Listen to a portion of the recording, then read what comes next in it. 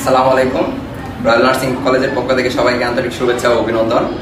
আমি আছি আপনাদের সাথে সাখাওয়াত হোসেন সাকিব, বিএসসি দ্বিতীয় বর্ষের শিক্ষার্থী, এবং আপনাদের সাথে আছে আমি মিম আক্তার, আমি জুলেখা আক্তার, আমি লতা বৈদ্য, আমি মিক্সিয়ানি সূত্রধর।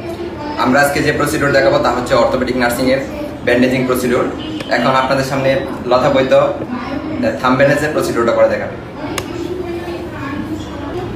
এখন আমি থাম্ব ব্যান্ডেজটি করে দেখাবো। থাম্ব ব্যান্ডেজের জন্য প্রথমে আমার দরকার একটি স্টেরাইল রোলার ব্যান্ডেজ, এবং আমার যে পেশেন্ট আছে যাকে আমি থাম্ব ব্যান্ডেজটি করে দিব সেই পেশেন্টকে কমফোর্টেবল পজিশনে বসাবো, এবং তার যে হাতে আমি থাম্ব ব্যান্ডেজটি করে দিব সেই হাতটি আমি কমফোর্টেবল পজিশনে রাখবো। এর জন্য আমার একজন অ্যাসিস্ট্যান্ট দরকার, এবং আমি সেই অ্যাসিস্ট্যান্টকে বলবো যেন তার হ্যান্ডটাকে কমফোর্টেবল পজিশনে রাখে।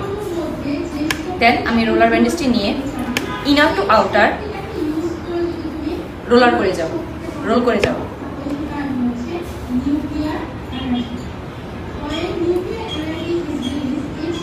তারপর আমি থামে ব্যান্ডেজটিকে পেঁচিয়ে দিব।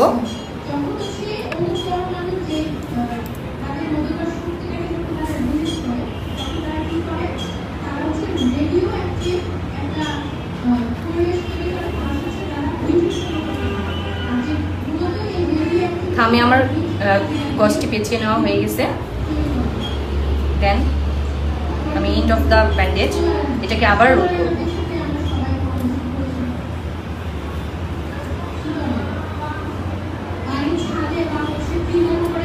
এবং এই ব্যান্ডেজটি একদম লুজ হলে হবে না, অবশ্যই একদম কমফোর্টেবল অ্যান্ড হালকা টাইট হতে হবে, যেহেতু এটার ফ্র্যাকচার আর পেইন আছে।